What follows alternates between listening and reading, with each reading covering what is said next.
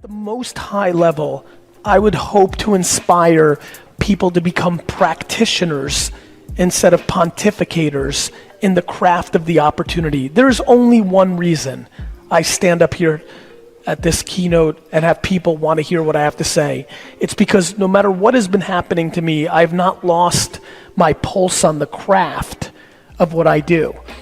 How many people here have been following me for longer than a year? So one more time, hands I just want to see. Great, almost all of you. Most of you, 60, 70% of you. I'm a simple dude. I basically only believe in like 10 or 12 things. And I pump out an obnoxious amount of content, which means that over the course of a year, you're gonna pretty much grasp what my pillars are. I think the only thing that allows me the luxury of keeping your attention over the long haul is my ability to stay relevant to where the opportunities are. The only reason after a year or two that it's worth your time to give to me versus something else, it's because I have had a good career for 20 years of having enough intuition on what consumers are gonna do, but way more importantly, I don't talk about Alexa skills and briefings. I make an Alexa skill and briefing so that I understand it. And I would tell you there's a huge lesson in that. I think a lot of people, especially if they get in a level of success, start getting too far away from the craft and you start building around the raising the capital, the exiting of the company, the writing of the book, the speaking on the keynote. Like you just get away from the work. And I would argue that it's never been more important to stay on top of the work because every day it's changing, right? To me, I'm running late this morning to our first meetings and I quickly go on Instagram Live because they just created a new update where it allows you to bring people into your live stream that are watching you. And I did not feel comfortable being here today without trying and tasting it and understanding the functionality in case one of you asked me a question about it. And it's an important insight. It's important insight, and it is the absolute opportunity because when you think about the way I think about it, I talk about day trading attention. And when you talk about day trading attention, I'm not a Wall Street guy, I'm not a capitals guy, but I understand the difference between day trading and putting something into a mutual fund and watching it grow, right? There's a very different speed, there's a very different understanding, and that's how I think about it. My sign now says day trading attention. A year ago, it used to say marketing in the year that we live in. Why did I change it from marketing in the year that you live in to day trading attention? It was because I realized, oh my God, everything we're about to talk about is happening even faster, that even if you believe in something for that year, within that year, it's changing too much. Influencer marketing and Facebook and YouTube and Twitter and Line and WeChat, this stuff is changing too fast and we are not keeping up with the subtle features because if you really understand this, you look at something like Instagram stories or Facebook watch or all these subtleties in those little sub arbitrages, polling in an Instagram, in those little features, in those little updates are oftentimes the marginal opportunity that is the biggest difference between growing your business and not. And so it's exhausting and it's difficult, but I have one very important statement around this for everybody. Tough luck. No matter how we want it. Listen, I wish that we never evolved from email. In 1996, I had 90% open rates on my email newsletter. I was crushing it. Life was good. I had figured out email. Then in the early 2000s, I'd figured out Google AdWords. I wish that never changed. I had figured it out. I won on that. Then YouTube came out. I had one of the first long-form shows on YouTube in 2006. I figured it out. I liked it. I wish Twitter didn't come along, but it did. And then I spent 15 hours a day tweeting all of you. And then I grew into one of the most followed people on Twitter. And then Facebook evolved. And Instagram came up. And Snapchat came. This is a never-ending game of attention, distribution, and arbitrage. And so I think the biggest thing that you need to understand is The best product will always win if people know about it. I continue to execute.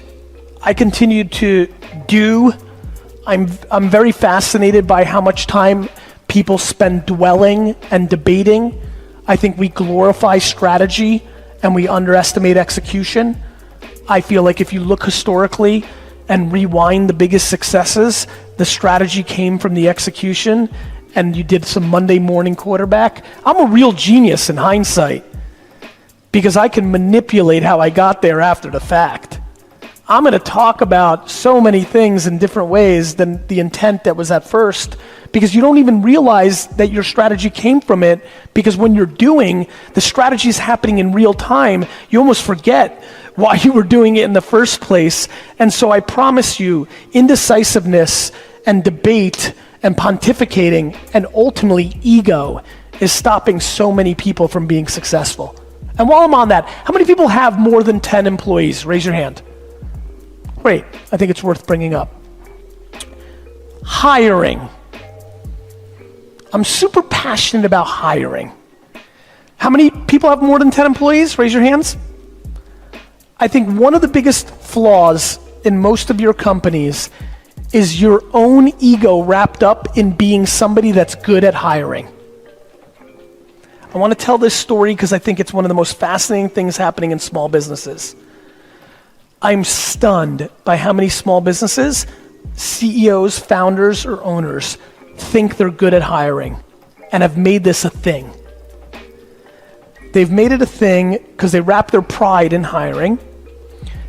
And here's what happens. I feel like my EQ and people skills are off the charts. I am baffled by how many horrible hires I've made in the last 20 years. A lot. So when I think about my intuition and ability and process and deploy that against the masses, I know a lot of you have made huge amounts of mistakes hiring. I so don't give a crap what you think about me that I'm very comfortable and excited about admitting that I was wrong and firing very quickly.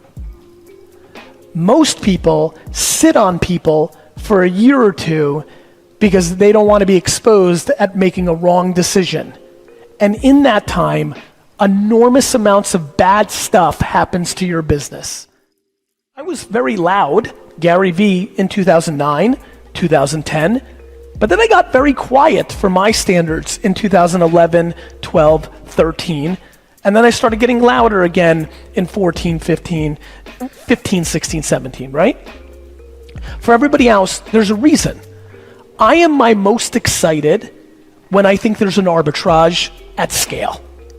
If I had been making content in 1996, I would have been talking and making videos and audio and written word about email until I put you into nausea. Then I would have gotten quiet in 99 because email had caught up. And then somewhere around 2001, I would have probably spent 24 months yelling at you that this Google AdWords thing is incredible.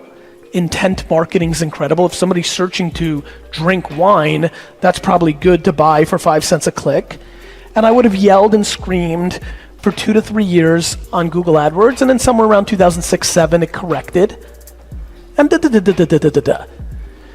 Every single person in this conference is going to regret not spending more money on Facebook and Instagram. Every single person in this I'm talking, by the way, I know some of you have a B2B SaaS business that you haven't been able to figure out how to do Facebook ads, but I know tons of B2B SaaS businesses that are selling top of the funnel and conversion-based sales every day on Facebook at scale because they're trying harder than you to figure out the creative that is the variable of success. Please understand that the creative is the absolute variable of success. That it may be the word or the picture or the video that hasn't let you be successful in Facebook, not Facebook. And so I sit here with, as you guys can tell, a different demeanor than sometimes when I speak, because I think it's very serious. I think this is an enormous opportunity, and I very honestly, I'm excited that I know 3 of you are going to email me in 4 years and it's going to be like, Gary, you were right. I didn't spend enough on Facebook. God damn it.